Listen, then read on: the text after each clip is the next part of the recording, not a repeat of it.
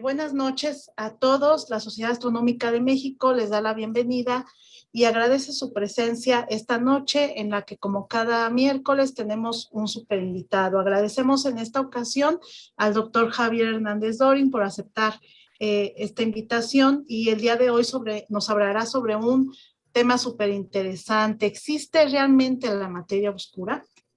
Y bien, voy a platicar un poquito sobre el doctor Javier Hernández Dorin, quien realizó la licenciatura en física en la Facultad de Ciencias de la Universidad Nacional Autónoma de México y el doctorado en astrofísica en el Institute of Astronomy, Cambridge University, UK. Trabajó como postdoc en el Observatorio Astrofísico di Arcetri en Florencia, Italia, integrándose más tarde al Instituto de Astronomía de la Universidad Nacional Autónoma de México.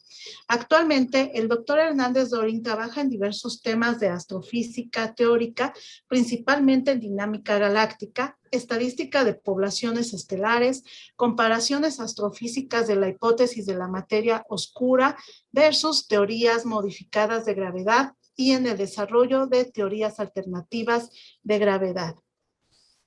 Su área de interés es la formación y evolución de galaxias, interferencia de parámetros físicos de poblaciones estelares resueltas y física de la materia oscura. Sea bienvenido, doctor Javier. Muchísimas gracias por haber aceptado y le cedo la palabra. Bueno, gracias. La plática la voy a dar un poco informal. Las diapositivas están en inglés, pero la presentación obviamente va a ser en español. Si hay algo que no se entiende, pues veo que hay bastante poca gente, entonces pues no hay ningún problema. Si quieren interrumpir o lo que sea, si hay algo que no se entiende o hay alguna duda, no hay ningún problema. Podemos dejar preguntas hacia el final, pero si quieren, si alguien tiene alguna pregunta muy tremenda que le urge decir, pues no hay problema si me quieren interrumpir a medio camino. Ok, bueno, entonces vamos a empezar. Primero quería dar un poquito de contexto en términos de qué es esto de la materia oscura y por qué surge. Ok. Básicamente tenemos, para decirlo de una manera un poco aproximada, dos formas de inferir la masa de un sistema astronómico, de un cacho de galaxia, de un cúmulo globular, lo que sea. Una es simplemente contando la masa o básicamente midiendo cuánta luz emite. ¿Okay? Por ejemplo, si estamos viendo una población de estrellas, un cúmulo globular, por decir, podemos, si tenemos una buena idea de a qué distancia se encuentra, podemos ver cuánta luz está emitiendo, y dado que sabemos muy bien cómo funcionan las estrellas, la física estelar no tiene ya, siempre hay misterios, pero ya son del orden de 1% o menos. Entonces, si sabemos más o menos, sobre todo si es una población más o menos cercana donde podemos ver las estrellas, tenemos una muy buena idea de cómo convertir luz en masa, ¿no? La luz, el observable es la luz, no sabemos cuánta masa hay en estrellas, pero dado que conocemos la física estelar bastante bien, podemos inferir cuánta masa en estrellas hay, cuánta masa es responsable por emitir la luz que vemos. Por otro lado, dada la teoría de gravedad de Newton o de Einstein, que la de Einstein es conceptualmente muy distinta, pero en el régimen de bajas velocidades los resultados son idénticos, unos corresponden a los otros. Entonces, si sabemos cómo funciona la gravedad, o si creemos que sabemos cómo funciona la gravedad, entonces saber si podemos medir órbitas o velocidades típicas y tamaños, podemos también inferir la masa, podemos inferir cuánta masa necesitaríamos para explicar las órbitas que vemos, ¿no? De alguna manera es como decir, por ejemplo, el Sol, podemos inferir su masa de dos caminos distintos. Uno es cuánta luz está emitiendo y lo que nos dice la física estelar sobre cuánta masa necesito para explicar esa cantidad de luz. Y otro es, por ejemplo, la órbita de la Tierra alrededor del Sol o la órbita de Marte alrededor del Sol, dada el tamaño de la órbita y la velocidad de la órbita, y suponiendo que la gravedad de Newton funciona bien, vienen esas escalas, que es una suposición extremadamente buena, y que esas escalas nos consta porque la hemos probado con cohetes y con exploración en el sistema solar y con experimentos muy precisos en el sistema solar. Entonces, la órbita, el radio de la órbita de un planeta y su velocidad de rotación nos permiten inferir la masa del Sol. Y ambos números salen iguales. La masa inferida en términos de cuánta masa necesito en estrellas, en hidrógeno, para explicar la luz que veo que sale del Sol, es la misma cantidad de masa que necesito para explicar la órbita de la Tierra, o de Marte, o de Júpiter, o de cualquier planeta alrededor del Sol. Estamos muy contentos. Si agarramos un cacho de galaxia, un cacho más o menos chico de galaxia, el bulbo de una galaxia, o un pedazo del disco de nuestra galaxia, un pedazo chiquito del disco de nuestra galaxia, repetimos el experimento, otra vez tenemos un acuerdo entre estos dos métodos, ¿no? Podemos ver, por ejemplo, la parte central de un cúmulo globular y decir, pues, ¿cuánta luz está echando? Pues tanta. Bueno, si sabemos la teoría de evolución estelar, eso implica que hay tanta masa en estrellas ahí detrás. Y si luego decimos, bueno, dado que sabemos cómo se están moviendo esas estrellas y el tamaño de sus órbitas, de sus desplazamientos promedios o lo que sea, y la velocidad, por efecto Doppler medimos las velocidades, entonces también ahí tenemos una inferencia de la masa y otra vez el número es el mismo, entonces estamos muy contentos. Y luego la gente empezó a hacer estas mediciones en galaxias, y ahí es cuando surgió una discrepancia o una anomalía gravitacional bastante fuerte. Básicamente, no sé si se ve mi cursor, sí, ¿verdad? Creo que sí, ¿no? Sí, sí se ve. Sí se ve mi cursor, ok. Bueno, entonces podemos hacer lo que se llama una curva de rotación de una galaxia. Estos estudios los empezaron los radioastrónomos holandeses en los 60s y básicamente en Holanda pues siempre está nublado, entonces no se ve nada, nunca se desarrolló la astronomía óptica, pero después de la Segunda Guerra Mundial pues tenían todos los radares y entonces empezaron a apuntarlos para arriba a ver qué se veía y empezaron a desarrollar entre los ingleses y los holandeses la astronomía en radio. Y empezaron a medir como función, esta es una gráfica como función del radio, de la distancia al centro de alguna galaxia, la velocidad a la que el disco está dando vueltas. Y la expectativa era que, dada la cantidad de estrellas que sabemos que tienen ahí, más alguna corrección por lo que tienen de gas, hoyos negros, polvo, etcétera, etcétera, pues la expectativa es que diera vueltas, pues al principio que empieza a agarrar cada vez más masa, pero después ya realmente la masa esencialmente converge, entonces empiezas a tener lo que sería una curva de rotación que se llama kepleriana, como la del sistema solar, esa era la expectativa, ¿no? Mercurio va muy rápido alrededor del Sol, la Tierra va a una cierta velocidad y los planetas externos giran cada vez más lento, ¿no? Eso se llama una caída kepleriana. Hay una receta específica sobre cómo esperas que eso suceda, y eso es lo que la gente esperaba más o menos que saliera para las galaxias. Pero no salió eso, empezó a salir que, estos puntitos de acá, empezó a salir que mientras más lejos te vas, pues la galaxia da vueltas más rápido y luego se queda plana. Esta parte que estoy mostrando hasta acá, la parte externa de la galaxia, empieza a tener una curva de rotación plana, que se llama plana. O sea, cambias independientemente de a qué distancia del centro de la galaxia midas, obtienes siempre la misma velocidad. Y esto era una cosa muy rara. La astronomía en radio era una técnica más o menos nueva, no todo el mundo tenía acceso a ella, nadie estaba muy convencido que esto estuviera bien. Luego en los 70s y al principio de los 80s, una astrónoma estadounidense, Vera Rubin, empezó a usar, a reproducir estos mismos resultados, estos mismos estudios en el óptico, con algún telescopio muy grandote al que tenía acceso en Estados Unidos, no me acuerdo cuál, pero algún telescopio muy grandote de esa época, con el que podía finalmente ver curvas de rotación en galaxias externas, y salió otra vez exactamente lo mismo. Entonces ya quedó clarísimo que en efecto no hay una caída kepleriana en las galaxias, y que entonces hay estrictamente podríamos decir que es una manera de ¿cómo se dice? De falsificar, o sea, demostrar que es falsa la teoría estándar de gravedad, porque la teoría estándar de gravedad hace una predicción muy concreta, que era que, dada como la cantidad de materia que vemos en las galaxias, la curva de rotación tenía que ser de un tipo y la curva de rotación resultó ser de otro tipo. Entonces, en un sentido estricto, estas medidas de la curva de rotación son una falsificación de la teoría estándar de gravedad, tanto de Einstein o de Newton. Lo puede uno hacer, estamos en un régimen de velocidades muy bajas, entonces si haces las cuentas con Einstein o con Newton da exactamente igual. La gente lo que decidió es, o la opción más popular, resultó ser decir, no, bueno, no puede ser que esté mala gravedad. ¿Cómo va a estar mala gravedad?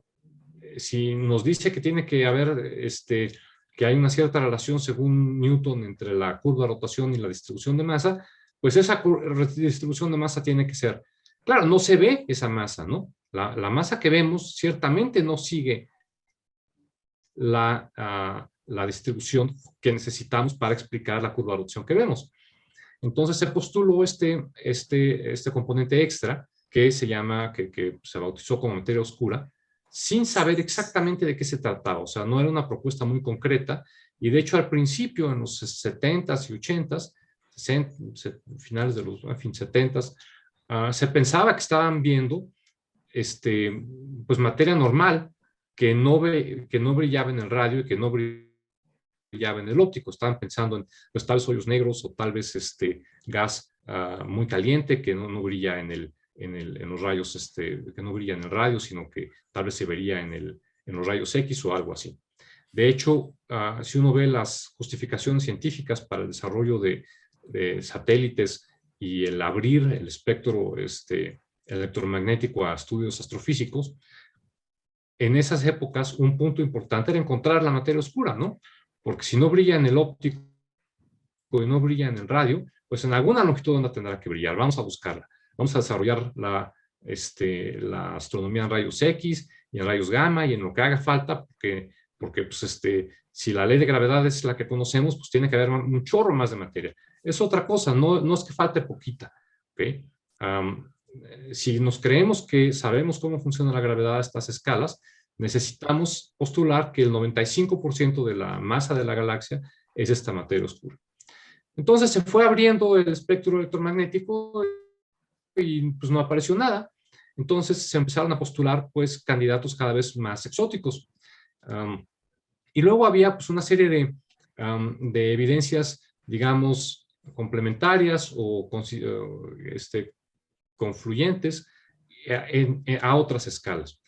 Aquí tengo una foto de un cúmulo de galaxias y aquí podemos ver la masa, otra vez medirla en términos de cuánta luz está siendo emitida y, dado que sabemos cómo funcionan las estrellas, inferir más o menos cuánta masa hay detrás de la luz que estamos viendo ahí.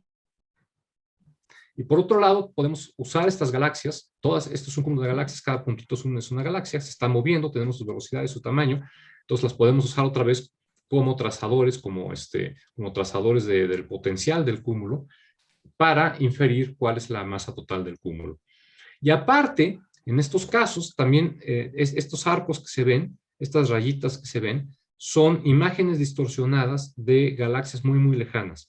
Entonces, el cúmulo que estamos viendo aquí está actuando como una lente gravitacional en función de la teoría de Einstein para distorsionar las imágenes de galaxias muy lejanas. Y otra vez ahí, si suponemos que sabemos cómo funciona la relatividad general, podemos inferir cuánta masa tiene que haber ahí. Y nos sale otra vez el mismo faltante de masa. Entonces, este esquemita no se puede desechar de manera inmediata, no es evidentemente una estupidez, es de alguna manera, pues, por lo menos consistente a distintas escalas, a primera aproximación, en el sentido de que si cada galaxia necesita un 95% de materia oscura, pues entonces si agarro yo un tambache de galaxias, pues necesitará también el tambache de galaxias más o menos un 95% de materia oscura, y eso se cumple. Eso es cierto, en los cúmulos de galaxias, cuando juntamos muchas galaxias, vemos otra vez el mismo faltante de masa, o sea, la misma anomalía gravitacional. Finalmente, pues hay determinaciones cosmológicas en las que no voy a entrar en mucho detalle, pero también implican el mismo faltante de masa. Entonces, surge la duda, ¿no? Estamos viendo evidencia directa de que falla la gravedad a escalas grandes, o estamos viendo evidencia indirecta de que existe la materia oscura. Y aquí hay que tener muchísimo cuidado, porque las escalas astronómicas son astronómicamente grandes. O sea, es impresionante los tamaños. Por ejemplo, una curva de rotación, ahorita le estamos dando vuelta al centro de la galaxia, más o menos son unos 220 kilómetros por segundo. ¿Okay? Entonces, cuando yo vi esas velocidades, yo dije, no, pues, originalmente se me hubiera ocurrido que la aceleración del sistema solar alrededor del centro de la galaxia tendría que ser altísima. Tendría que ser una aceleración muy grande. La aceleración para una órbita circular es v cuadrado entre r. ¿Okay? Si la velocidad es 220 kilómetros por segundo, pues imagínense eso al cuadrado, es un número gigantesco. Pero resulta que los radios son tan astronómicamente gigantisquiciérrimos que v cuadrada entre r resulta no ser grande, sino chiquita. Y no chiquita, sino chiquititita. ¿Ok? La gravedad en la Tierra son más o menos 10 metros por segundo al cuadrado, ¿no? Esa es la tasa a la que cambia la velocidad de un objeto que cae caída libre en la superficie de la Tierra. La aceleración en estas zonas de las galaxias donde se detecta esta anomalía gravitacional es 10 órdenes de magnitud más chiquita.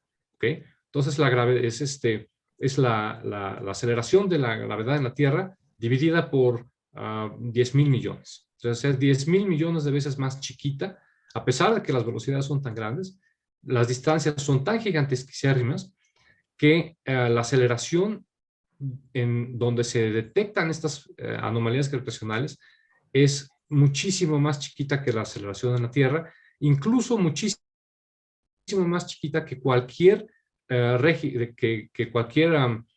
la aceleración en cualquier que aplica en cualquier situación donde se hayan hecho mediciones. ¿Okay? Entonces, en el sistema solar se han hecho mediciones y determinaciones de cómo funciona la gravedad, pues viendo esencialmente las órbitas de partículas de prueba, ya sea las que ya tenemos como los planetas o de satélites o cosas así. Y esas todas ocurren a escalas de aceleración muchos millones de veces más grandes que las aceleraciones a las cuales se detecta las anomalías gravitacionales en galaxias o en cúmulos de galaxias o en o a escalas cosmológicas. Entonces, no tenemos una determinación certera, no nos consta que sabemos cómo funciona la gravedad a las escalas a las cuales se detectan las anomalías gravitacionales. ¿Ok? Bueno, déjenme avanzar un poquito más. ¿Cómo le hago para avanzar un poquito más? Ok. Bueno, entonces, ¿de qué está hecho el universo? Bueno, pues si ven el esquemita estándar, suponiendo que sabemos cuál es la gravedad, entonces nuestras inferencias con la composición del universo son que solo el 4.6 o aproximadamente el 5% es lo que llamamos átomos. Ahí dice átomos en jeroglíficos egipcios. Un 24% es la materia oscura, ahí dice dark matter en jeroglíficos egipcios, y un 71% es un componente todavía más misterioso y que ni siquiera vale como realmente referirse a él como materia, pero un componente energético extraño que se llama energía oscura. ¿Okay? Que se refiere a la gente como energía oscura.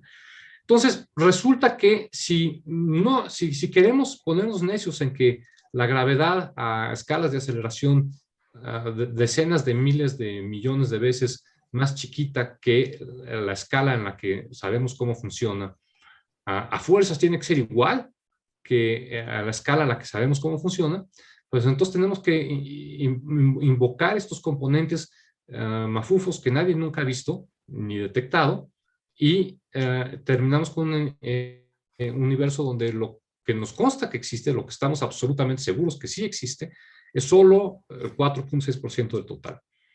hay algunas personas a las que esto pues, nos está empezando a parecer un poquito mitológico, este esquemita, ¿no? Y ahorita les voy a explicar por qué.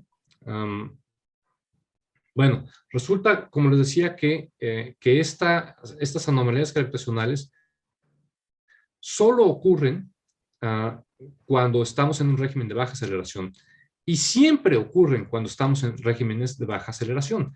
Eso nos hace pensar que tal vez a bajas aceleraciones, a muy, muy bajas aceleraciones, la gravedad funciona distinto que a altas aceleraciones. Por cierto, todas las pruebas que conocemos de la validez de la relatividad general ocurren a escalas de muy alta aceleración o de aceleración, digamos, normal, la de la Tierra y el sistema solar, o aceleración muy alta cuando estamos cerca de hoyos negros. Y en esos regímenes de aceleraciones, digamos, normales o altas, seguro que funciona bien la relatividad general. No hay duda de eso. Pero a escalas muy, muy chiquitas no nos consta cómo funciona. ¿Ok? Básicamente, para que nos conste cómo funciona una cierta física, pues tenemos que hacer experimentos, ¿no? Y básicamente consisten en, pues, hacer experimentos controlados, como por ejemplo, Galileo tirando pelotitas de la Torre de Pisa, y viendo cuánto se tardan en caer según de qué están hechas y demás, y cuánto pesan, ¿no? Y esto es esencialmente lo que se ha seguido haciendo, pero a escalas ahora del sistema solar, o de agujeros negros, ¿no? Con partículas de prueba alrededor de agujeros negros. Pero todos esos experimentos ocurren a escalas de aceleración muy alta. Pues lo que estoy mostrando aquí en esta gráfica son esencialmente curvas de rotación de galaxias, ¿ok? La escala horizontal es la distancia al centro de la galaxia, son datos para distintas galaxias. Y lo que estoy mostrando en el eje Y, en la dirección vertical, es esencialmente el faltante de materia, ¿no? ¿Qué fracción necesitamos invocar de materia extra? Esta materia extra esencialmente se vuelve lo que en filosofía de la ciencia se llama una hipótesis ad hoc. No cuadró la predicción, pues entonces métele de esto, ¿no? La galaxia no da vueltas a la velocidad que nuestra teoría dice que debería dar vueltas, dada la cantidad de materia que vemos, pues invéntale más materia. ¿Cuánta? Pues cuánta necesites para acabalar la curva de rotación que ves. Entonces, aquí son datos para varias galaxias y básicamente pues, se ve una cosa bastante caótica. Se alcanzan a ver las secuencias de puntitos que van para arriba, pues, son las curvas de rotación de las distintas galaxias. Y no hay mayor regularidad aquí, ¿no? Cada galaxia pues tiene una cierta curva de rotación, mientras más para afuera nos vayamos, pues más halo de materia oscura vas incorporando y más faltante la fracción bariónica, la fracción de materia que nos consta que existe, es cada vez más chiquita. Y eso es lo que vemos en estas curvitas que van para arriba. La gente que hace materia oscura diría, pues no tiene por qué haber ni mayor relación ahí, ¿no? ¿Cuánta materia oscura hay a cada radio en una cierta galaxia? Es el resultado de una serie de procesos muy complejos, ¿no? Cómo se van acomodando estas cosas, procesos de formación, etc. Resulta, sin embargo, que si agarra uno exactamente los mismos datos y los grafica no contra la distancia al centro de cada una de las galaxias, sino contra la aceleración que se siente en ese lugar, o sea, v cuadrado entre r, esos mismísimos datos, todos se forman a lo largo de una relación muy estrecha, que es esta curva de aquí abajo. ¿Ok? Entonces, aquí está la escala de aceleración, ¿no? Aceleraciones altas vienen siendo, pues altas, más grandes que, digamos, 10 a la menos 10 metros por segundo al cuadrado. Aquí estamos en la parte ya interna, por decirlo de alguna manera, de la galaxia, y las aceleraciones apenas son 10 a la menos 9. ¿Ok? O sea, 1.000 millones de veces más chiquitas que en la Tierra. Y aquí, pues, bueno, aquí está este faltante de materia, la línea horizontal está en 1, eso quiere decir que no hay faltante de materia, que toda la materia es la materia que vemos. Entonces, cuando estamos en el régimen de altas aceleraciones, estamos contentos, pasa como con el Sol. Si determinamos cuánta es la materia faltante del Sol, nos dice 0, ¿no? La materia que necesitamos para explicar cuánto brilla el Sol es la misma que necesitamos para explicar a qué velocidad da vueltas la Tierra.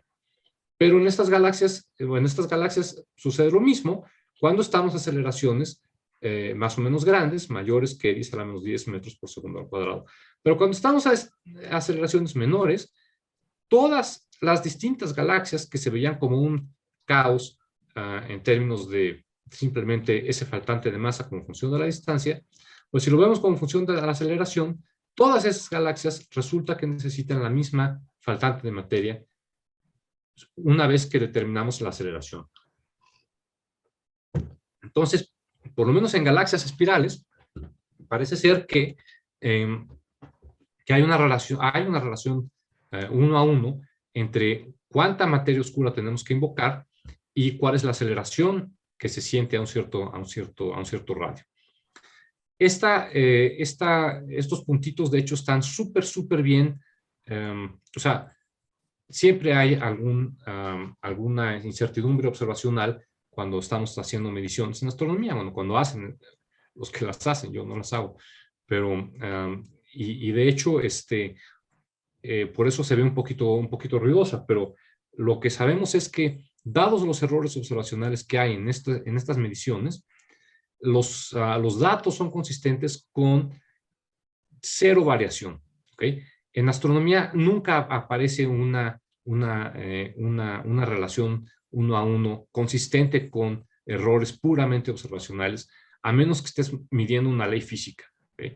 Si ves presión contra ancho de línea en atmósferas estelares o algo así, sale una cosa parecida, pero cuando hay física más complicada detrás, pues siempre hay puntitos que se salen de la norma, en fin. Aquí no. Entonces, este tipo de datos nos hacen pensar a muchas personas que lo que estamos viendo es un cambio en cómo funciona la gravedad. Entonces, aceleraciones altas funcionan como dicen Newton y Einstein, según si estás en velocidades chicas o altas, pero siempre que estás en aceleraciones altas, Newton o Einstein funcionan bien, mientras que a aceleraciones chicas, pues está pasando otra cosa distinta. No sabemos exactamente qué, pero alguna cosa distinta parece estar sucediendo. Estos son datos más actuales de un poco lo mismo que estaba mostrando en la curva anterior. Esta es la aceleración en el eje X, y esta es otra vez, digamos, la faltante de masa, y esto es un resumen de miles de galaxias, ¿no? Miles de observaciones en cientos de galaxias, y todas son súper consistentes con que los puntos caigan a lo largo de esta línea negra. La línea 1 a 1 es la predicción de gravedad normal, y es donde esperaríamos que todo estuviera. Pero resulta que no, que hay una desviación, y hay una desviación consistente siempre que estamos en bajas aceleraciones en galaxias, ¿no? Que nadie entiende bien a qué se puede deber, ¿no? Porque si dices, bueno, ok, vamos a cambiar la gravedad para explicar esto, pues no está tan fácil, porque si dices la gravedad funciona como dice Einstein, pues estás diciendo algo muy específico. Si dices la gravedad no funciona como dice Einstein, pues no estás diciendo nada específico. Hay una infinidad de opciones de modificaciones que no son exactamente lo que predice Einstein, ¿no? Esto es una restricción, pero no es suficiente para individualizar, digamos, y a caer en exactamente qué gravedad es la que está aplicando acá. Esto no voy a hablar. Entonces, bueno, muy a primer orden, ¿no? Digamos, ¿cómo? Estoy preguntándome, ¿qué habría hecho Newton? Pues por supuesto que no sé qué habría hecho Newton, pero sí sé qué fue lo que hizo. ¿Okay? Sí sabemos qué hizo Newton para deducir su ley de gravedad. Y lo que hizo fue muy sencillo. ¿Ok? Sabía la segunda ley de Newton, F igual a m por a. Y sabía la aceleración centrífuga, ¿no? B cuadrada entre R. Y tenía datos empíricos, la curva de rotación del sistema solar, o las leyes de Kepler, ¿no? B igual a gm entre R a la 1/2. Este es un dato empírico. La cajita verde aquí nos dice cómo se mueven los planetas alrededor del Sol, ¿no? Cómo cae la velocidad como función de la distancia para los planetas del sistema solar. ¿Ok? Y entonces, ¿cómo deduzco la fuerza? Bueno, pues para deducir la fuerza todo lo que tengo que hacer es decir que la fuerza es simplemente la masa en partícula de prueba por la aceleración. O sea, aquí en términos de fuerza por unidad de masa, pues es simplemente la aceleración al cuadrado. Entonces agarro y la aceleración es b cuadrada entre r, y agarro la fuerza, la velocidad, la elevo al cuadrado, la divido entre radio y ya está. ¿Ok? Este es un dato empírico. Agarro este dato empírico, lo elevo al cuadrado, quito esta raíz. Lo divido entre R, pues 1 entre R se vuelve 1 entre R cuadrado. Ahí está la ley de gravedad de Newton. Eso es lo que hizo Newton para sacar la ley de gravedad que aplicaba en el sistema solar. Simplemente elevó al cuadrado la curva de rotación del sistema solar y la dividió entre el radio. ¿Qué pasa si hacemos exactamente lo mismo, pero cambiamos el dato empírico? Y decimos, bueno, en las galaxias lo que se observa es esto. La velocidad es plana. Aquí no hay una dependencia en el radio porque la velocidad es plana en la parte externa. Y hay una dependencia con la masa a la 1/4. Es una dependencia empírica, se llama la relación de Thule-Fisher, ¿no? Si tú sabes cuánta masa en estrellas, masa que realmente nos consta que existe, tiene una galaxia, pues entonces necesariamente y a fuerzas, la curva de rotación plana va a tener esta forma. A0 es una constante con unidades de aceleración que introduces para mantener aquí la constante de Newton, la G de Newton. Entonces, ¿qué pasa si elevo esto al cuadrado y lo divido entre el radio? Pues entonces, en vez de ser la raíz cuarta, o sea, la raíz cuadrada, y aparece un R abajo. Lo interesante es que si adimensionalizamos usando esta A0, la fuerza de Newton y la fuerza que vemos en la parte externa de las galaxias están relacionadas de una manera muy curiosa. Básicamente, una vez que adimensionalizamos de esta manera, la fuerza en la parte externa de la galaxia es exactamente la raíz cuadrada de la fuerza de Newton. Entonces, imagínense, o sea, la fuerza que tenemos en la zona de aceleración alta, todo lo que tengo que hacer es sacarle la raíz cuadrada y obtengo la fuerza que observamos en la parte externa de las galaxias. Entonces, esto hace pensar que tal vez haya alguna ley de gravedad general y la podemos expresar como una serie de potencias y según en qué régimen de aceleraciones estamos, pues nos salta un término, nos salta el otro término. Entonces, esto básicamente nos hace pensar que en efecto lo que estamos viendo es un cambio en la gravedad a ciertas escalas, ¿no? Bueno. Entonces, esto nos lleva a algunas predicciones que podemos tratar de explorar. Todos los sistemas de aceleraciones altas tendrían que verse puramente newtonianos y no requerir materia oscura, no mostrar ninguna anomalía gravitacional. Y de hecho eso es cierto, eso sucede. De la misma manera, si lo que estamos viendo no tiene que ver con dinámica de galaxias y con procesos de formación en galaxias, hidrodinámica del disco de la galaxia y órbitas y cosas así extrañas, gradientes de presión en el disco, etcétera, mil cosas que pueden estar ahí explicando asociadas al mecanismo de formación de galaxias que expliquen estas anomalías gravitacionales en galaxias. Si lo que está pasando es que cambia la gravedad cuando nos vamos a regímenes de aceleraciones bajas, pues entonces ese cambio tendría que ver en todos los sistemas que tengan aceleraciones bajas. Entonces lo que nos hemos dedicado a hacer es buscar sistemas de aceleraciones bajas y ver si aparece ahí la anomalía gravitacional o no. Entonces, bueno, estas son las curvas de rotación de las galaxias, ¿no? Muestran esta anomalía gravitacional. Vámonos a otros sistemas de bajas aceleraciones y ver si aparece también. A sistemas más grandes sí se verifica. Si agarras un tambache de galaxias, es un régimen de bajas aceleraciones y muestran la misma faltante de materia, la misma anomalía gravitacional que muestran las galaxias. ¿Qué pasa si nos vamos a sistemas más chiquitos? Y eso es un poco a lo que me he dedicado unos últimos años. Estos son cúmulos globulares. Estas son fotos de seguramente los astrónomos aficionados de la sociedad. Les encanta ver cúmulos globulares, se ven súper bonitos al telescopio. Son unas bolitas, bueno, estos obviamente son cúmulos globulares en nuestra galaxia. En galaxias lejanas pues se ven casi como más un puntito, incluso con los mejores telescopios. Pero en nuestra galaxia hay unos que están suficientemente cercanos a nosotros para que con telescopios hasta chiquitos se puedan resolver las estrellas de estas cosas, ¿no? Y aquí podemos ver y contar cada una de las estrellas. O sea, sabemos muy bien cuántas estrellas tienen y qué tipos de estrellas tienen y cuánta masa tiene cada estrella individual y cuánta masa hay en el total del cúmulo globular. Porque aparte no tienen gas ni polvo ni nada, son sistemas bastante sencillos. Una bolita de estrellas. Se conocen y se conoce desde hace mucho tiempo, desde los 50, hace ya casi 100 años, yo creo, fácil o un poquito más, que si tú mides el tamaño del cúmulo globular y tú comparas la velocidad de dispersión con qué tan rápido se mueven las estrellas en la parte central del cúmulo globular, obtienes que otra vez la cantidad de materia que infieres en función de la luz que escupen es igual a la cantidad de materia que necesitas para explicar las órbitas.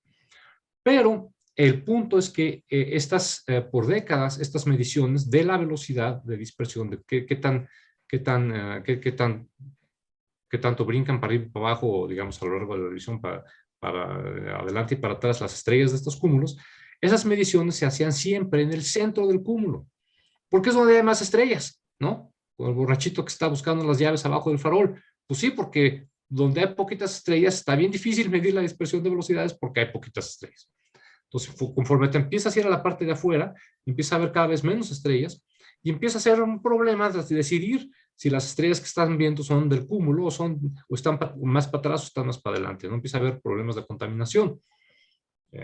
Obviamente, asuntos del brillo del sistema que estás estudiando contra el brillo del cielo. Entonces, siempre se medía nada más la velocidad de dispersión en el centro del cúmulo. Y luego, hace poquito, bueno, relativamente poquito, hace ya más de 10 años, en el 2010, un grupo liderado por Ricardo Scarpa, es un buen amigo que trabaja en el telescopiote que está en Canarias, en un volcán en Canarias, en las Islas Canarias. Bueno, usa ese telescopiote. Trabaja ahí, no me acuerdo ni cómo se llama el telescopio ese, pero bueno, en alguna isla de las Canarias hay unos telescopios muy grandotes, y este cuate los usa. Y entonces este cuate se dio a la tarea de medir la dispersión de velocidades, la velocidad a la que brincan estas estrellitas del cúmulo globular, pero no donde es fácil medirla en la parte central, sino donde se empieza a volver cada vez más difícil, pero con telescopios suficientemente grandes ya se empezó a poder hace 10 años, y ver cómo cambia la dispersión de velocidades con la distancia, ¿ok? Y lo que empezó a ver son este tipo de cosas. No se alcanza a ver aquí la curvita de abajo, apenas si se ve, pero bueno, básicamente esta es la distancia y esta es la velocidad, la dispersión de velocidades. Al centro la velocidad de dispersión es grande, hacia afuera empieza a bajar, es más o menos lo mismo que en el sistema solar. ¿Ok? La expectativa, si la gravedad fuera la misma en todos lados, era que esta cosa siguiera bajando, pero pareció que se empezó a aplanar.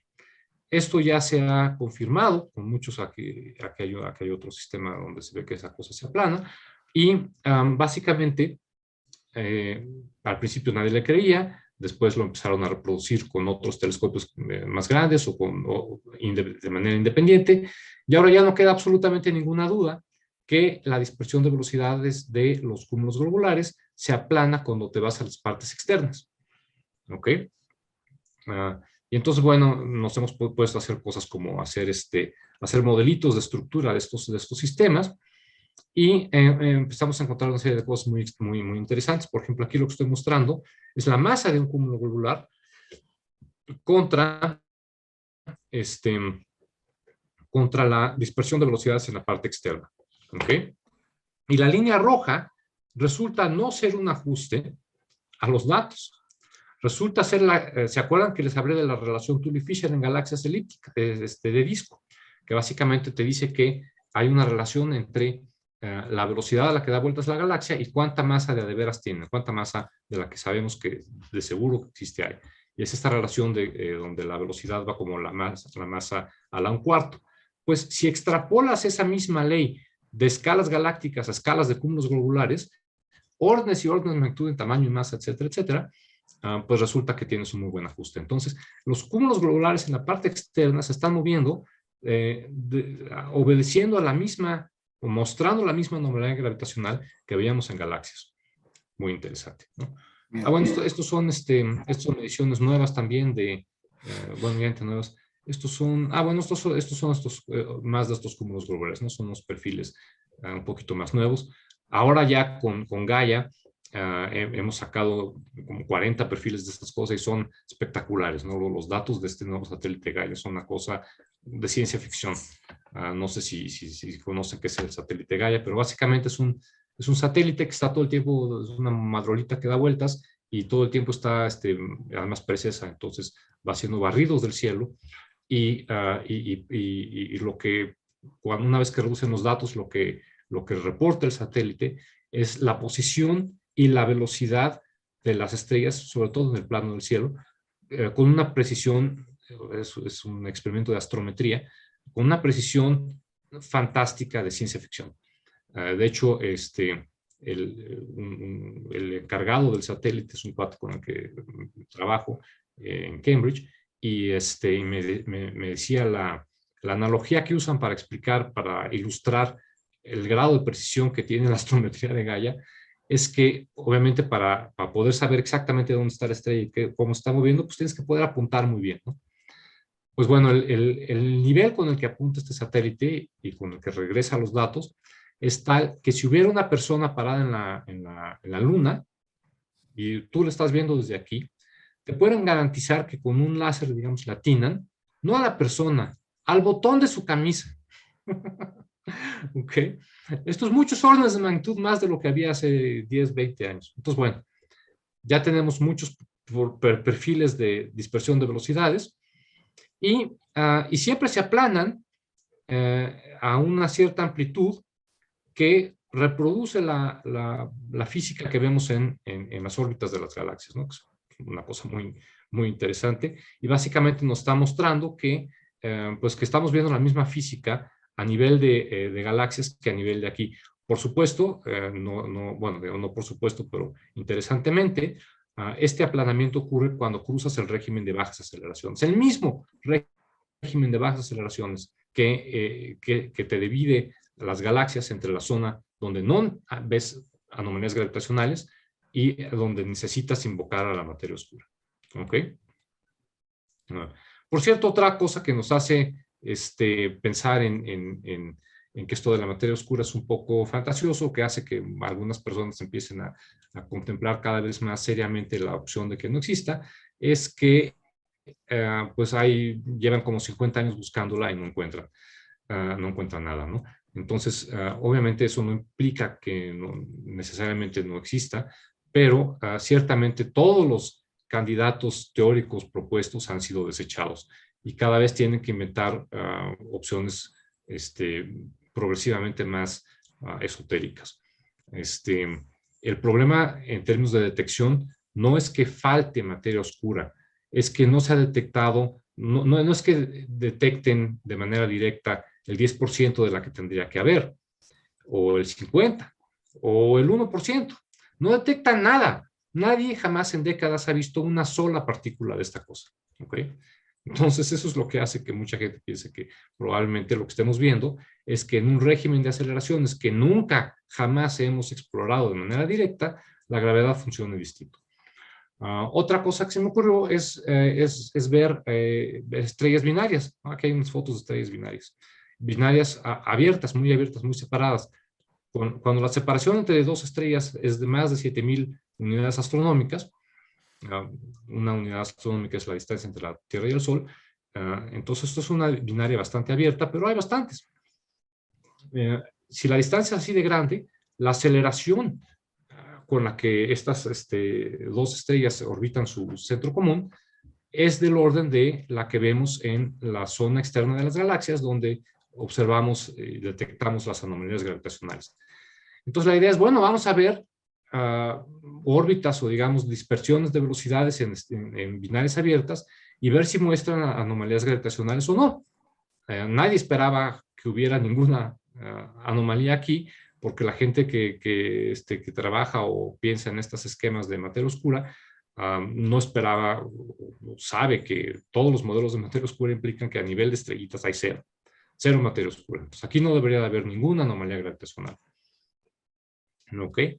Y entonces, bueno, pues empezamos a medir la dispersión de velocidades de estrellas como función de la distancia. A ver, déjame aparecer. Esto es más o menos lo que esperas, ¿no? Unas personas han puesto a hacer simulaciones para ver qué es lo que esperas, porque obviamente no tienes todos los componentes de la velocidad. De hecho, no tienes la órbita, desgraciadamente no tienes la órbita. Y no tienes la órbita de estas binarias tan abiertas porque, como las velocidades son tan chiquitas, la órbita dura miles de años. Entonces, no te puedes esperar miles de años para ver cuál es la órbita, ¿no?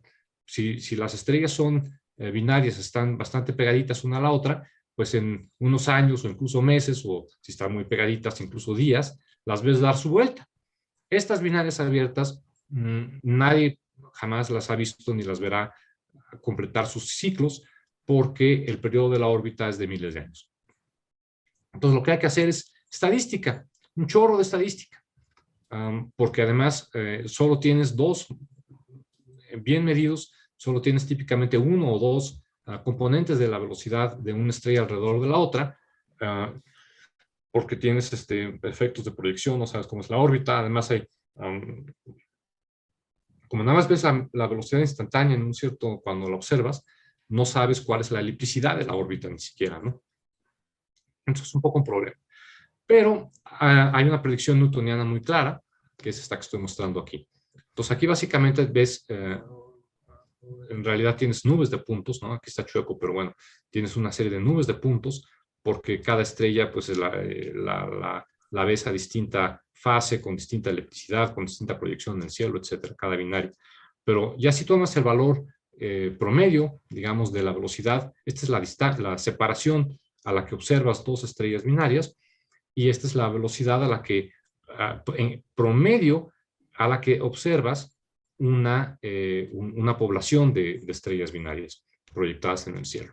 Y esta es la predicción newtoniana. Obviamente aquí lo que estamos viendo es otra vez la ley de Kepler, R menos un medio, ¿no?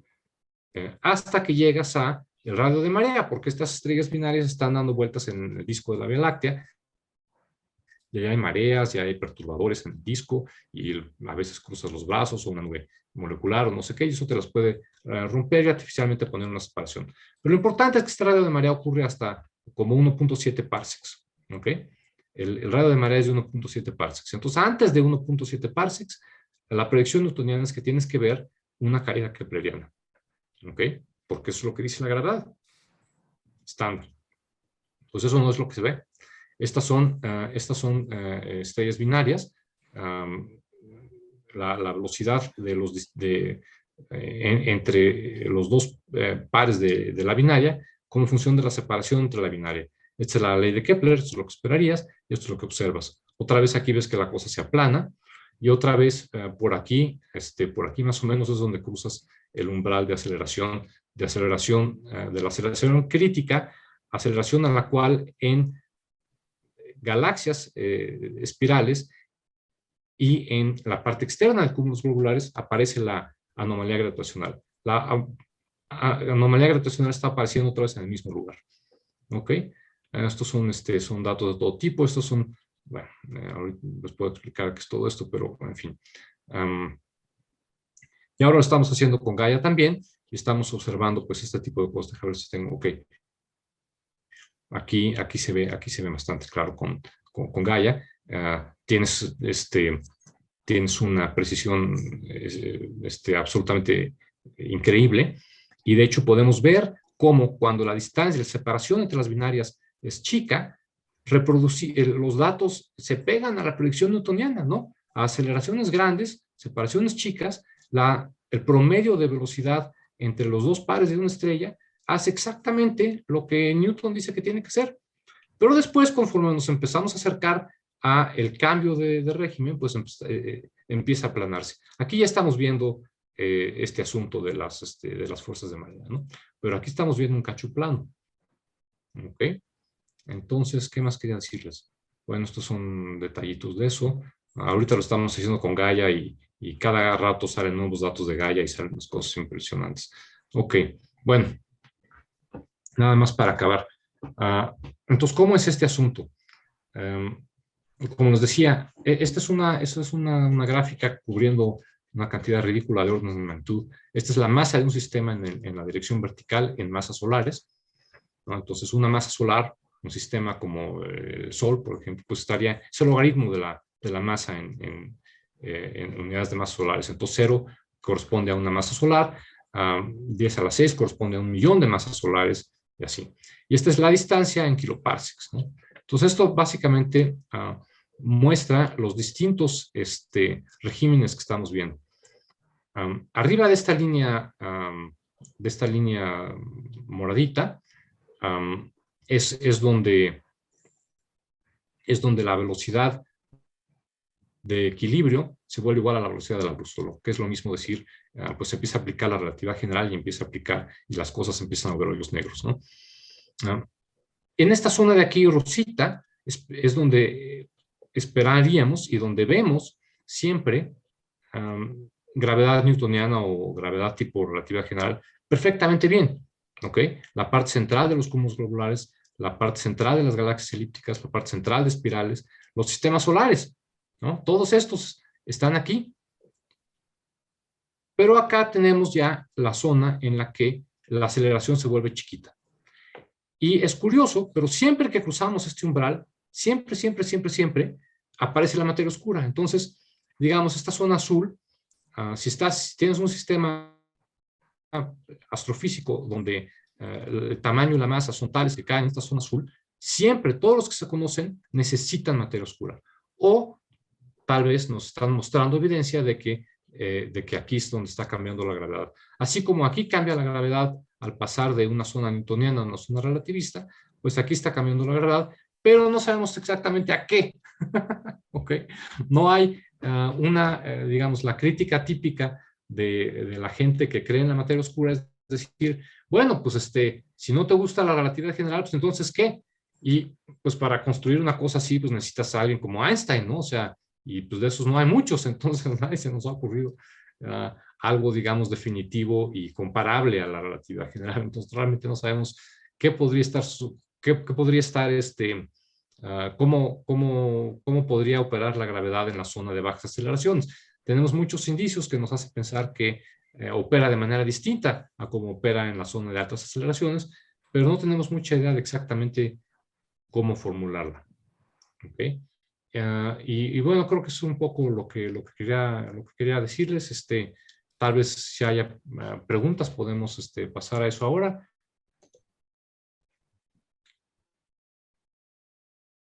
No sé quién. Sí, está Laura de Monitor, Laura Hernández. Y sí, tenemos también gente en Facebook y gente en la sala. Mientras ven el Facebook, Javier, ¿puedes unir las dos ecuaciones, la ecuación de gravedad y la ecuación de la raíz de la gravedad? ¿Hay forma de unirlas?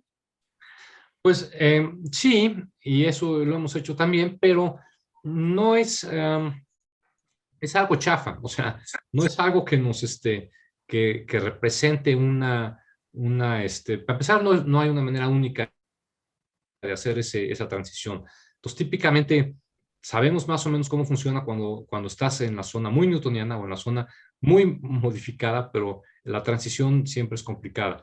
Y aparte, esas dos formulitas que mostré son a nivel newtoniano, a nivel de física de Newton, pero ahora realmente pensamos que cualquier teoría que se medianamente respete tiene que ser consistente con la relatividad general y la relatividad especial. La de Newton no es consistente con la relatividad especial ni general. Por ejemplo, si haces ese tipo de cosas de unir los dos regímenes o lo que sea en términos de formulitas newtonianas, puedes explicar cosas como la estructura de cúmulos globulares, pero no puedes hacer cosas como lentes gravitacionales o cosmología, porque para eso necesitas una teoría relativista, donde consideres cómo se curva el espacio-tiempo y todo eso. Y eso, entonces sí, para contestar la pregunta, sí se pueden unir las dos formulitas de la raíz de alguna manera que medio funcione, pero es un esquemita medio de juguete que no te va a permitir hacer cosmología ni lentes gravitacionales, ni tener un entendimiento. Otra cosa es que no quieres unirlas así nada más a manera de pegote, ¿no? Por ejemplo, la gravedad de Einstein se convierte de manera natural en la gravedad de Newton cuando estás en velocidades chicas, y ahí no tienes que meter esa conversión, esa transición a manera de pegote, sale de manera natural de la teoría, al pedir que la velocidad de la luz sea una velocidad límite. Entonces, idealmente no quisieras pegar estas cosas a manera de pegote feo, sino que quisieras una teoría general que de manera natural te dé esta transición entre los dos regímenes en función de alguna física que pues nadie sabe cuál será. A ver, Laura, te dejo para las preguntas que tenemos aquí en Zoom. Gracias, Javier. Muchas gracias, doctor. Muchas gracias, física. Sí, tenemos a Mariluz Graterol que le pregunta, ¿será posible detectar la materia oscura desde el campo de la cuántica, así como se detectó el bosón de Higgs? Pues hay mucha gente que ha tratado, por ejemplo, de hecho, la gente que piensa que existe, yo no pienso que existe la materia oscura, no pienso que sea posible detectarla de ninguna manera, pero la gente que piensa que existe, sí la trata de detectar de esa manera. En CERN, de hecho, después de que se detectó el bosón de Higgs, los directores de CERN, de manera muy clara, dijeron que el próximo objetivo era detectar la materia oscura. Y eso es de lo que han tratado de vender, o digamos, la física que han tratado de justificar para justificar sus presupuestos estrambóticos, ¿no?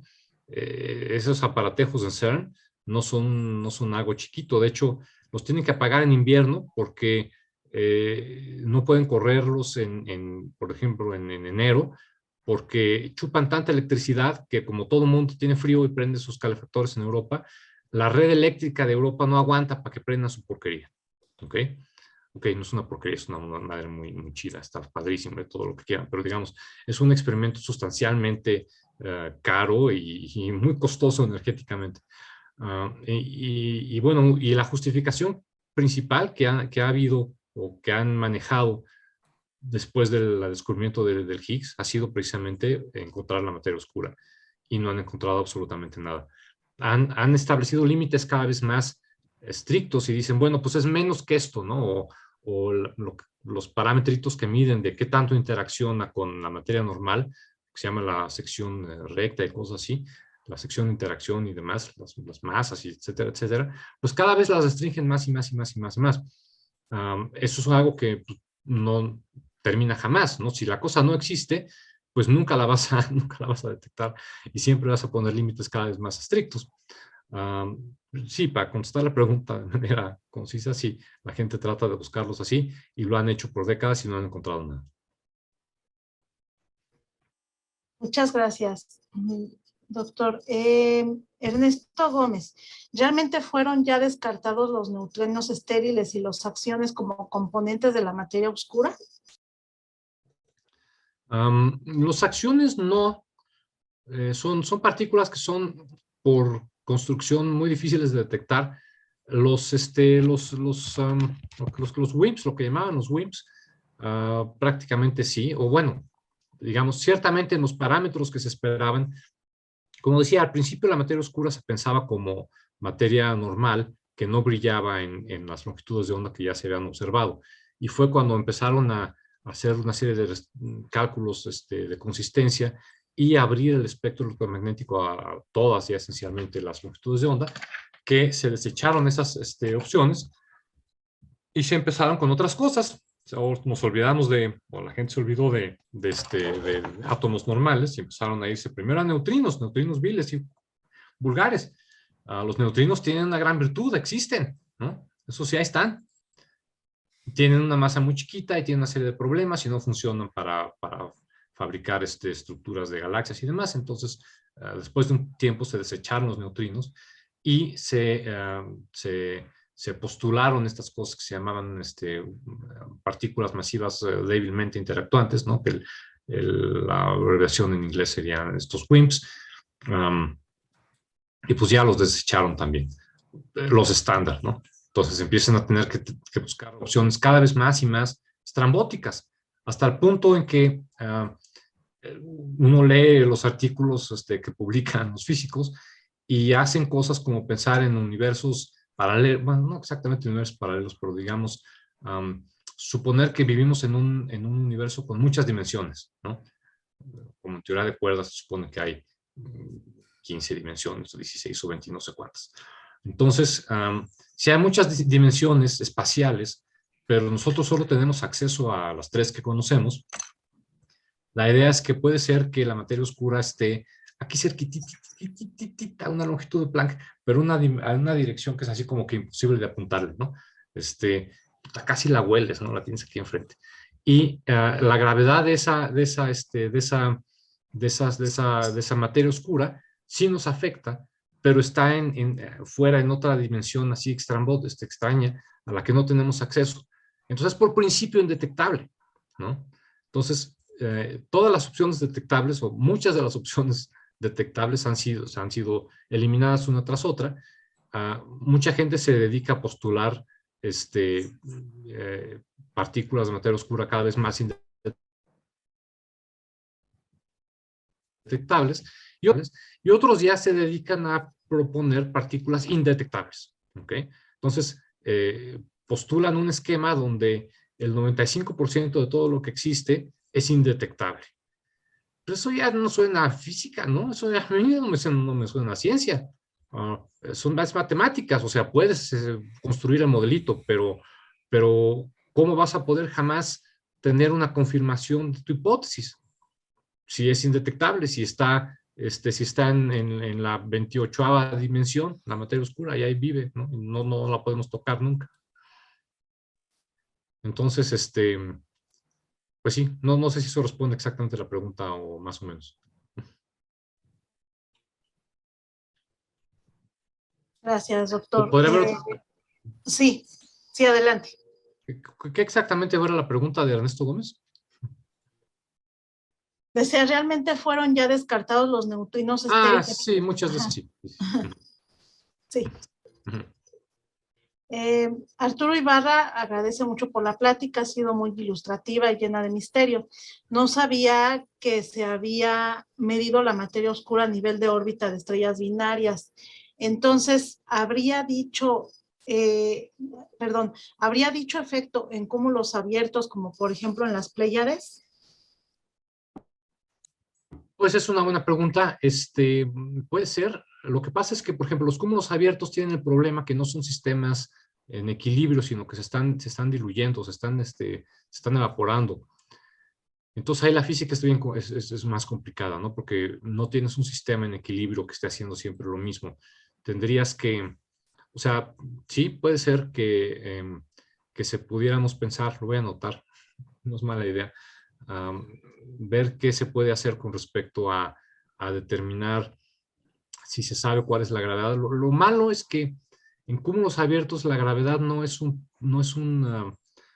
el factor determinante. O sea, básicamente cuando conviertes un tambache de gas en estrellas, el proceso es muy poco eficiente porque empiezas a formar estrellas con el gas y muy pronto empiezan a explotar como supernovas y a brillar y a echar vientos y todo eso. Fenómenos energéticos que afectan al resto del gas que no se alcanzó a convertir en estrellas y lo escupen, lo expulsan del cúmulo. Entonces lo que queda es un sistema con demasiada velocidad. Las estrellas tienen demasiada velocidad y demasiada poca masa, entonces se dispersa. Y entonces si quisieras medir la gravedad, porque sí vas a estar en el régimen de bajas aceleraciones, pero la gravedad ahí no es un factor determinante. O sea, estás tratando de medir algo que es una cosa chiquita en el sistema. Y va a ser difícil porque pues, básicamente el cúmulo se está dispersando. La autogravedad del cúmulo no es muy relevante. Sí. Sí estaría ahí, pero va a ser muy difícil medir. Muchas gracias por su respuesta. Doctor Enrique Consejo dice, ¿por qué no son concluyentes y definitorias estas teorías? ¿Es solo porque no hemos visto la materia oscura para corroborarlo? ¿Cuáles teorías? Que no son concluyentes, ¿cuáles teorías? Enrique, por favor, si estás por ahí para que... No se le ve. Creo que ya se salió. Sí, doctor. Aquí estoy. Ok. Realmente, pues me parece que ya hay mucha teoría, hay mucha física y hay muchos elementos que pues nos pueden corroborar de cierta forma que existe, ¿no? Entonces, ¿La materia oscura? mi duda es esa. No, no, hay una serie de indicaciones, pero también hay una serie de problemas, o sea, hay una serie de inconsistencias también. En términos de los detalles, hay muchas fallas a nivel de detalles, ¿no? Que no acaban de cuadrar. Hay muchas regularidades muy fuertes en galaxias inclusive, estos escalamientos con la aceleración, que es muy difícil explicar dentro de esquemas de materia oscura. Necesitas ajustar muchísimos parámetros y ajustarlos muy finamente. Entonces, no hay ningún esquemita conclusivo de que esta cosa exista. Y hay problemas. O sea, si no hubiera problemas y funcionara perfectamente, pues tal vez, pero hay una serie de inconsistencias a nivel de los detalles.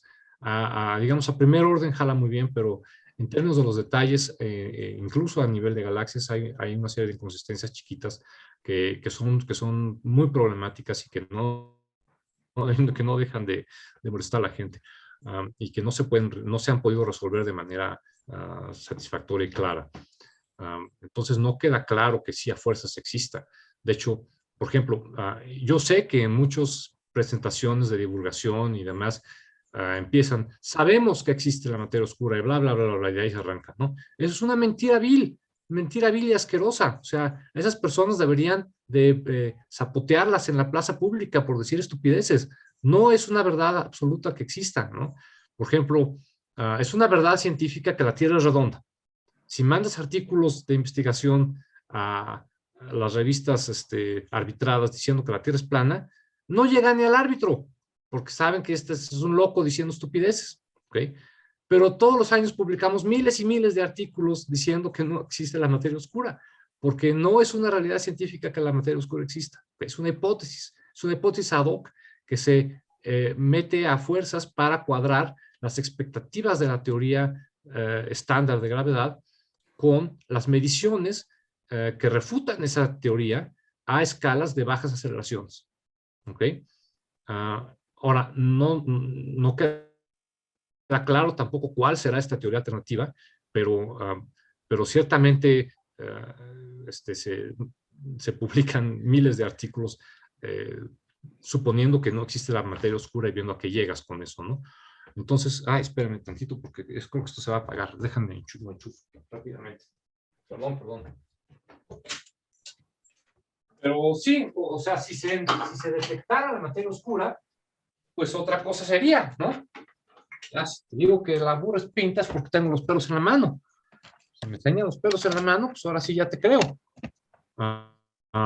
Ciertamente se resolvería un poco, digamos, ¿cómo se llama? La discusión se aclararía si se detectara la materia oscura.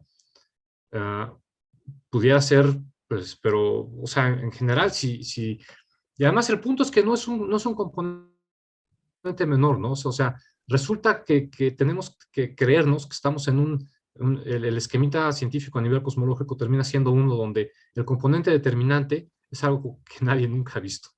Es algo de lo que nadie nunca ha visto de manera directa ni una sola partícula, ¿no? Entonces eso no es, para muchos no resulta satisfactorio. Muy amable, muchas gracias. Sí, me quedó muy claro. Okay. Muchas gracias, doctor. Y bueno, muy hilado a justamente el comentario de Enrique, creo, Mariluz Graterol dice, si la gravedad cambia con baja aceleración y si no existe la materia oscura, entonces, ¿cómo se explicaría la expansión acelerada del universo? Esa es una muy buena pregunta. Sí. Es una excelentísima pregunta que muchos nos hemos hecho.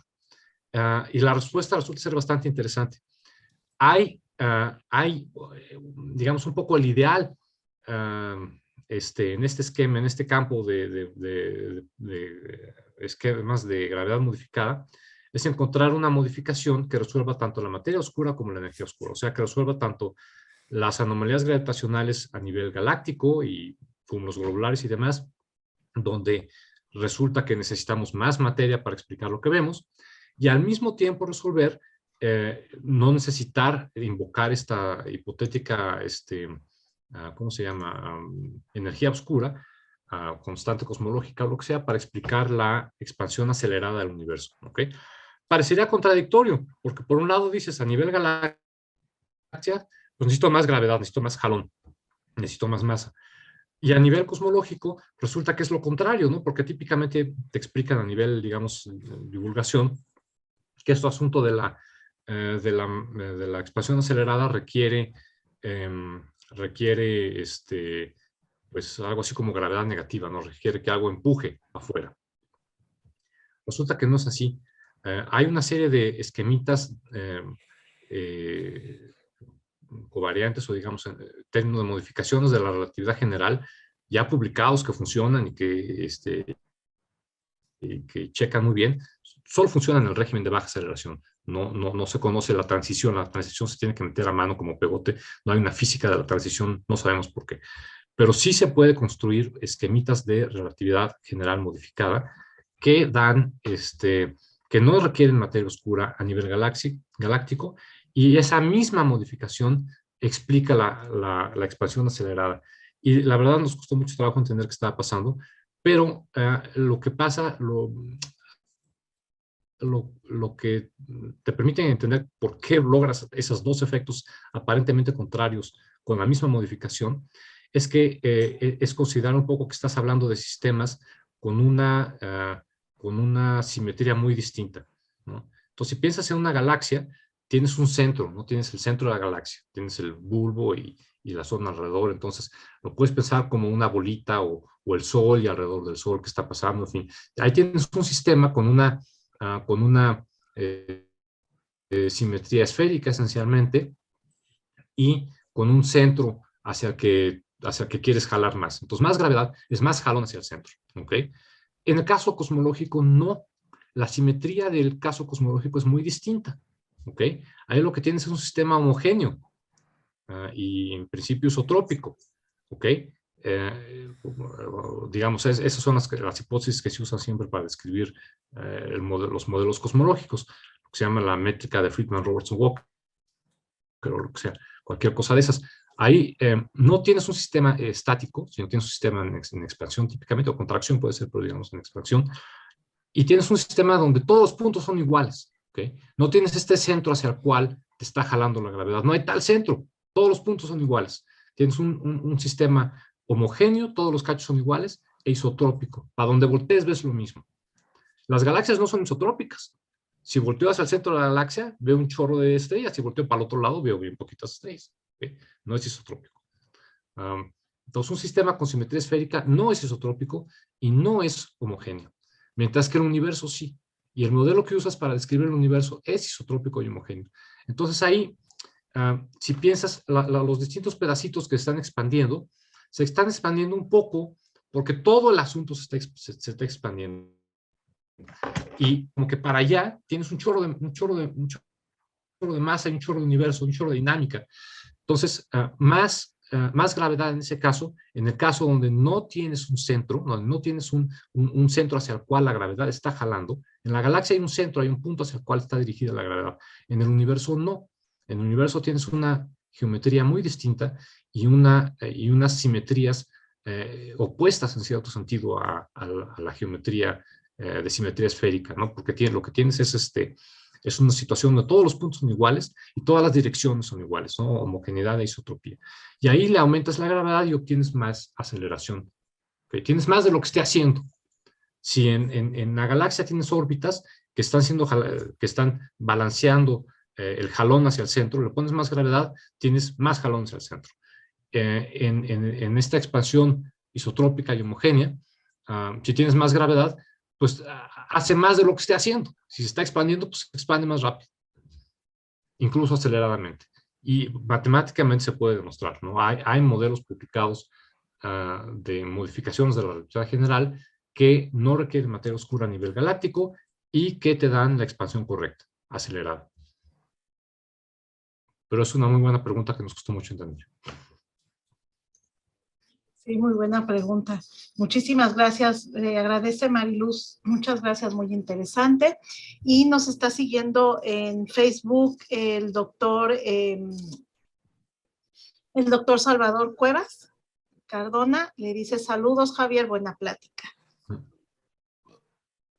Y bueno, creo que no hay más preguntas. Nancy Aide, excelente charla. Saludos afectuosos al doctor Javier, que fue parte del sínodo de mi tesis de maestría. Es Nancy Aide Ávila. Y, la conozco y la recuerdo muy bien y le mando muchos saludos también a Nancy.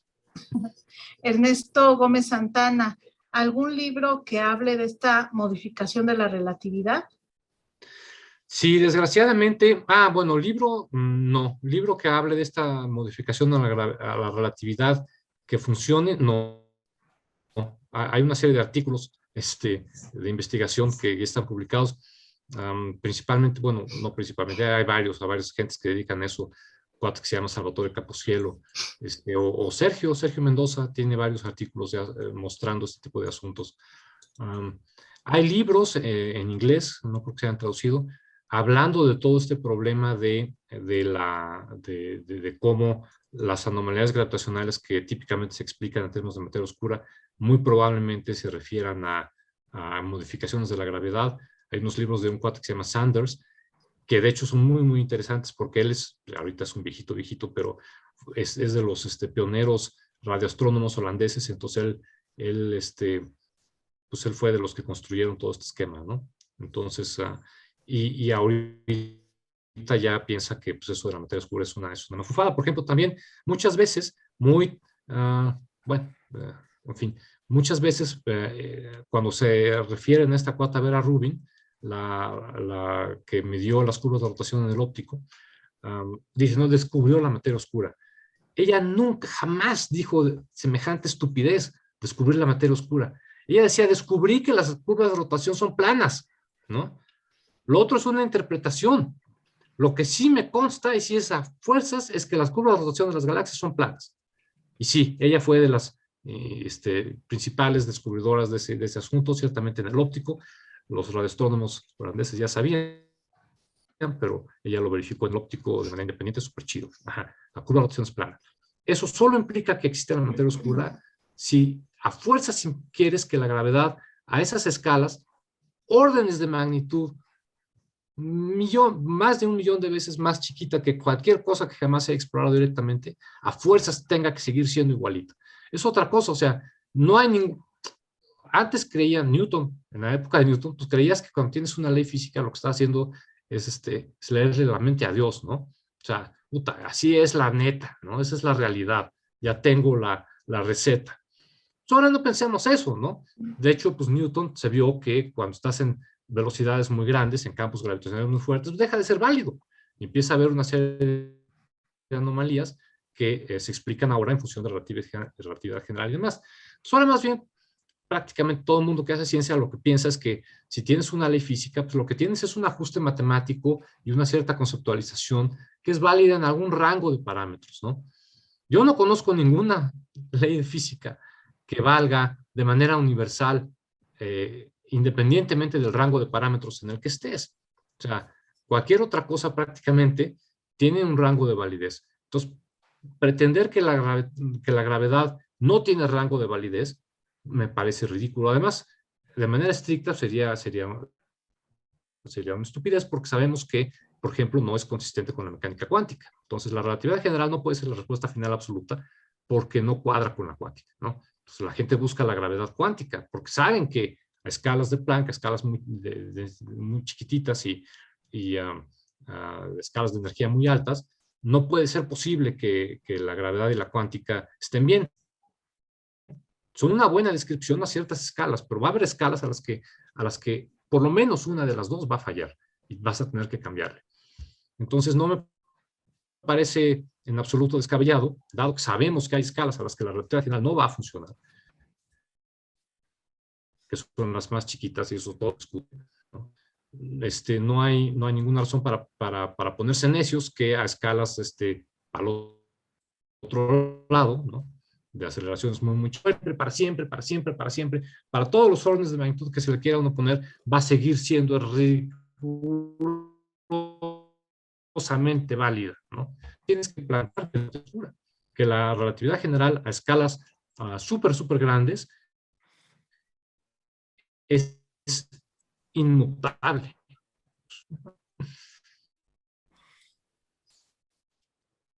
Muchas gracias, doctor. Ay, creo que se quedó. Ah, ok. Parece que quedó pasmado. No, ya está. ¿Ya me despasmé? Ya.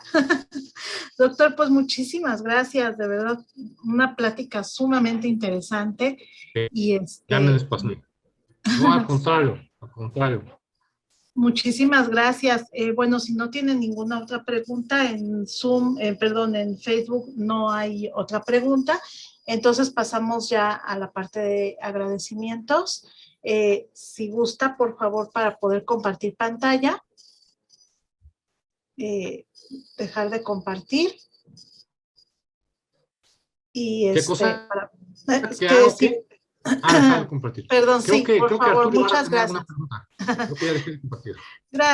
Gracias, doctor, muchísimas gracias. Bueno, pues bien, Ok, órale pues, bueno. a pasar ahorita a la parte de agradecimientos. Y bueno, como todos los miércoles estamos en la Sociedad Astronómica de México y participamos en el Año Internacional de las Ciencias Básicas para el Desarrollo Sostenible, propuesto por la Organización de las Naciones Unidas en el rubro de educación. Igualmente estamos celebrando los 120 aniversario de la SAM por la divulgación de la astronomía. Participa la UNAM en el rubro de educación continua con personal académico del Instituto de Astronomía, el Instituto de Geofísica, Instituto de Ciencias Nucleares y el Instituto de Radioastronomía y Astrofísica, y personal de otras instituciones en el ciclo de profesiones del Instituto de Astronomía y Meteorología de la Universidad de Guadalajara y los integrantes del Grupo Peredice. Las conferencias se transmiten todos los martes por la Nueva Divulgación a las 19 horas, los miércoles por la Sociedad Astronómica de México a las 20 horas y los viernes por el Bachillerato Alfonso Reyes a las 19 horas a través de las respectivas páginas de Facebook y se retransmiten por la Sociedad Astronómica de Zacatecas, la Casa de Cultura José Antonio Alzate, exalumnos de la secundaria 28 de agosto de San Agustín Etla y Antonio Hernández de San Pedro Mixtepec. Agradecemos a todos su colaboración y por ayudarnos a cumplir con el lema UNAM, la Universidad de la Nación. Gracias por permitirnos entrar hasta la sala de su casa. Por mi raza hablará el espíritu. Muy buenas noches. Y bueno, tenemos un reconocimiento. De hecho, dos reconocimientos, así es. La Sociedad Astronómica de México, ASE, colaborando con el Instituto de Astronomía de la UNAM, otorga el presente reconocimiento al doctor Javier Hernández Dorin por su excelente presentación a distancia. ¿Existe realmente la materia oscura? México, 19 de noviembre del 2022, por la divulgación de la astronomía, y firma el profesor Rubén Horacio Becerril Marañón, presidente de la Sociedad Astronómica de México. Y bueno, tenemos la pleca todos los logos de las instituciones que ya dijimos anteriormente, que están colaborando. El logo de la Sociedad Astronómica de México, fundada en 1902, UNAM, la Universidad de la Nación, en el Año Internacional de las Ciencias Básicas para el Desarrollo Sostenible y el 120 aniversario de la SAM. Aunado a tenemos otro reconocimiento, justamente por la celebración de este año de los 120 años de divulgación de la astronomía por el ingeniero Luis G. León. Otorga el presente reconocimiento al doctor Javier Hernández Dorin por su excelente presentación a distancia. Existe realmente la materia oscura, fechada el 16 de noviembre del 2022 y firmada igualmente por el profesor Rubén Horacio Becerril Marañón. Pues, muchas gracias consultivo. Por los dos reconocimientos. Si me los mandan por correo al instituto, se los agradeceré. Claro que sí, yo los he estado enviando, ya nada más ahorita es la logística de ver si se los mando yo directamente o bien si se los mando por medio de la maestra Liliana, pero sus reconocimientos se los haremos llegar, claro que sí. Por favor, mándalo directo a Javier. Ok, perfecto. Correcto, sí, porque ahorita Liliana no puede apoyarnos. Entonces necesitamos que por favor no se atore. Mándalo a Javier. Perfecto, Gracias. entonces voy a mandárselo, ahorita mismo se lo envío. Doctor, pues muchísimas gracias, de verdad. Por favor, si podemos prender nuestros micrófonos para ofrecerle un aplauso al doctor. Gracias. Muchísimas gracias. Y bueno, les recordamos también que el 23 de noviembre tenemos al doctor Miguel Ángel Aragón Calvo del Instituto de Astronomía estudiando el universo con inteligencia artificial, igualmente dentro del ciclo Mirando al Cielo, coordinado por la física Laura Parrau y López. Muchísimas gracias por acompañarnos, por estar aquí con nosotros y les deseamos una muy, muy bonita noche. Muchísimas gracias. Igualmente, gracias. Doctor. Muchísimas gracias, Javier. Que tengan muy bonita noche todos.